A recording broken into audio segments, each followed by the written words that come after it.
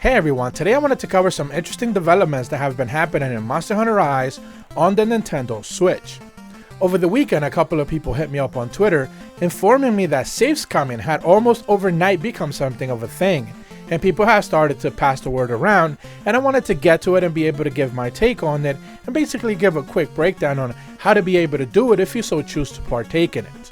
I'm not necessarily sure where this developed, but I saw a couple of threads that were linked to me from GameFAQs where people were basically sharing the easy breakdown on how to be able to get to it, where I know a lot of people are just basically trying to get their hands on their specific god charms for their specific builds that is still just a pain in the butt to be able to get.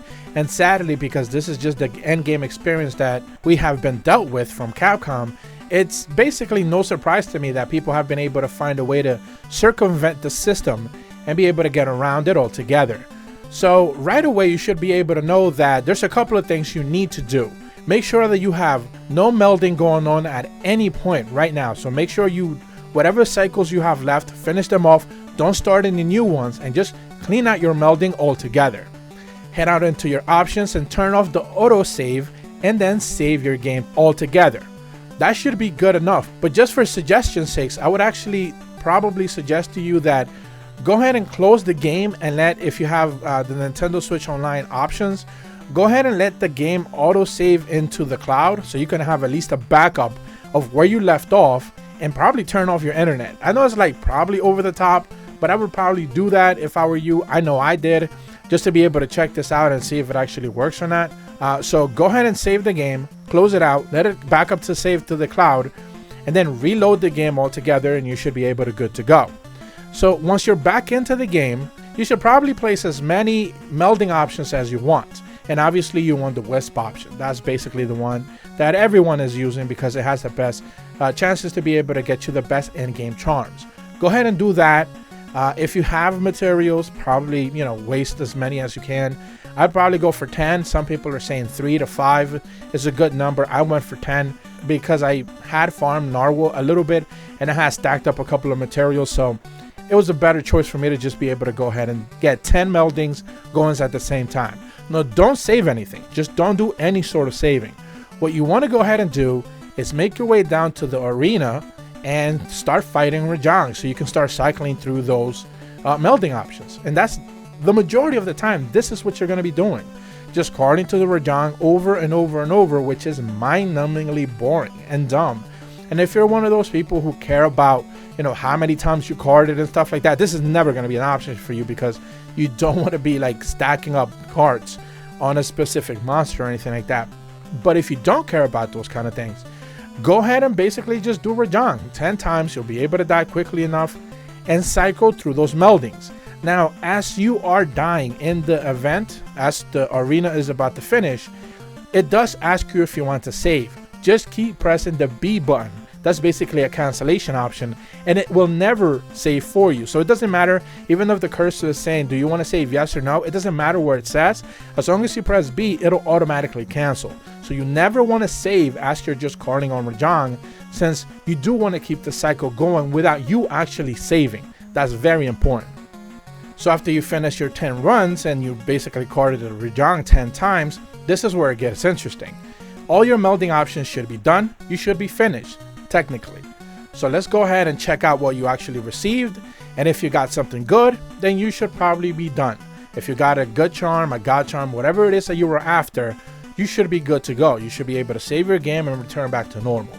If you didn't get anything, good, a weakness exploit or an attack 3 or anything like that, if you didn't get any of those charms, press the home button, open up back your Nintendo Switch UI, and close the game automatically. Do not save at any point, and then restart it again. So what the system is going to do basically is be like, hey, those 10 runs that you just did because you never saved, they kind of just never happened. Now, typically, this would have been the easiest way to be able to kind of save scum. However, because the Capcom is aware of the situation, and this is something that we went over with the limited charm tables that people were reporting to a couple of weeks before the 2.0 update. Once you go back into the game again, if you choose to do the 5 charms melding option for the Wisp again, and you try to refill up all those 10 slots again, you're going to end up getting the same amount of charms and the same charms that you got the last time around, because basically the game has not reset its options. That's basically the problem.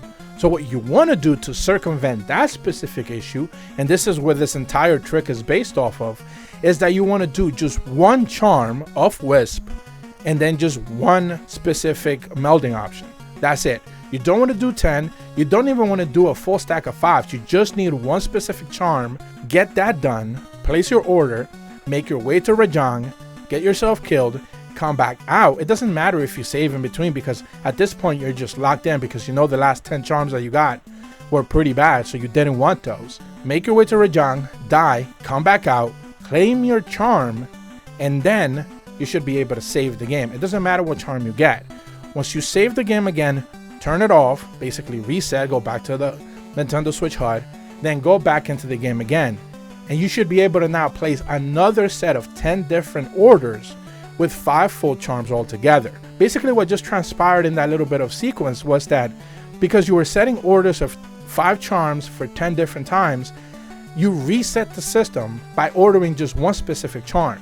The system kind of like resets whenever you change the number of charms that you were placing.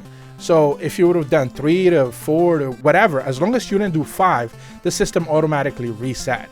So now whenever you place another 10 new charms, another order for 10 new charms, you go do Rajang another 10 times without saving. Remember that, that's very important. You don't save, you die those 10 times, you come back to the melder, you claim your new charms, and you're going to be able to see that the 10 new orders of charms that you received are completely brand new.